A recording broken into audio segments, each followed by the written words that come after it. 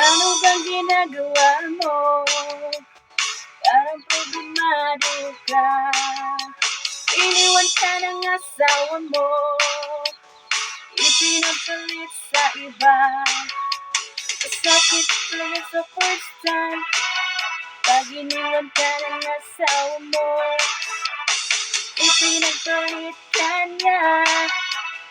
Iniwanan ka pa, nakikita mo kaya, gamit ang masika, sakit ang sa'yo, gamit. Di madali, isakit, isakit, isakit. Di madali, isakit.